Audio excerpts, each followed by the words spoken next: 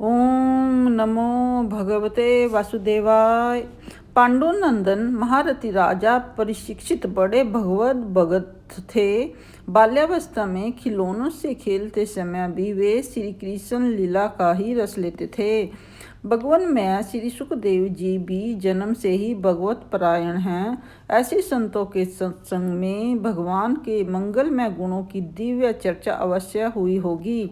जिसका समय भगवान श्री कृष्ण के गुणों के गान अथवा श्रवण में व्यतीत हो रहा है, उसके अतिरिक्त सभी मनुष्यों की आयु व्यर्थ जा रही है। ये भगवान सूर्य प्रतिदिन अपने उदय और अस्त से उनकी आयु छीनते जा रहे हैं। क्या वृक्ष नहीं जीते? क्या लुहार की दोखनी सांस नहीं लेती?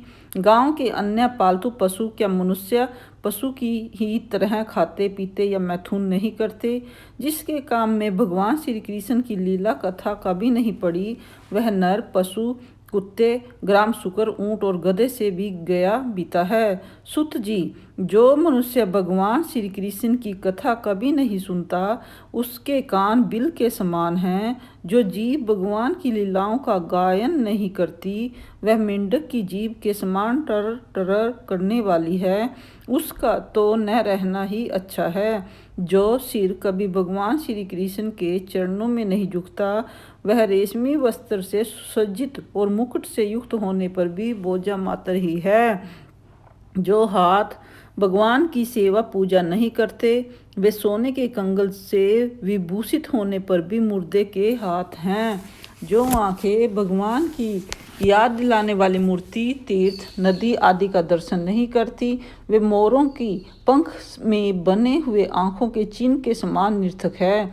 मनुष्यों के वे पैर चलने की शक्ति रखने पर भी न चलने वाले पेड़ों जैसे ही हैं। जो भगवान की लीला स्थलियों की यात्रा नहीं करते, जिस मनुष्य ने भगवत प्रेमी संतों के चरणों की धूल कभी सिर पर नहीं चढ़ाई, वह जीता हुआ भी मुर्दा है। जिस मनुष्य ने भगवान के चरणों पर चढ़ी हुई तुलसी की सुगंध लेकर उसकी सराहना नहीं की, वह सुवास लेता हुआ भी सुवास रहित शव है। सुत जी, वह हृदय नहीं लोहा है जो भगवान के मंगलमय नामों का श्रवण कीर्तन करने पर भी पिघल कर उन्हीं की ओर बह नहीं जाता। जिस समय हृदय पिघल जाता है, उस समय नेत्रों में आंसू छलकने लगते हैं और शरीर का रोम रोम खिल उठता है।